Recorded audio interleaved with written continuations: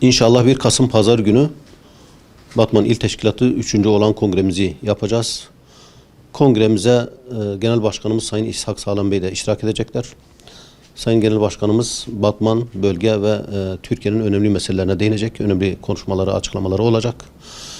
Malumunuz kongreler siyasi partiler için taze kan, yeni bir heyecan, yeni kadrolar, yeni yetenekler demektir. Biz de bu bağlamda teşkilatımızı güçlendirdik, sayısını çoğalttık, yeni yetenekler, yeni simalar aldık. Kurulduğumuz günden bu yana Batman'ın gerçekten neredeyse bütün meselelerine, bütün eksiklerine, bütün problemlerine parmak bastık. Sahada olduk, halkımızın içerisinde olduk, esnafımızın yanında olduk. Mağduriyetlerin giderilmesi için koştuk, koşuşturduk, çaba gösterdik. Bundan sonraki süreçte de Allah'ın izniyle yine halkımızın yanında, yine esnafımızla birlikte yine Batman sorunlarını dile getirmeye çalışacağız. Bu anlamda Batman'a çok şey kazandırdığımızı açıklamalarımızla, iş takibimizle, yaptığımız uğraşlarla birçok sorunun giderildiğine katkı sunduğumuzu düşünüyoruz.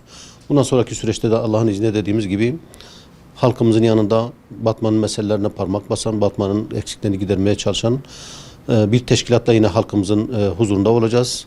Bu çabalarımızla, bu duyarlılığımızla her gün halkımızın Hüdapar'ımıza, partimize bir teveccüh sağladığını görüyoruz. Bundan da memnuniyet duyuyoruz. İnşallah Teala bu kongreden sonra da kaldığımız yerden devam edeceğiz. Daha bir aşkla, daha bir şevkle, daha bir canlılıkla, daha bir ciddi bir performansla İnşallah Teala Batman'ımızın modernleşmesi için, huzuru için, gelişimi için, istihdamın çoğaltılması için, üretimin ziyadeleşmesi için çaba ve uğraş içerisinde olacağız. Tabii kongremize başta siyasi parti temsilci ve yetkilileri olmak üzere, yöneticileri olmak üzere STK'lar ve bütün halkımızı davet ediyoruz. İnşallah coşkulu, heyecanlı bir kongre gerçekleştireceğiz.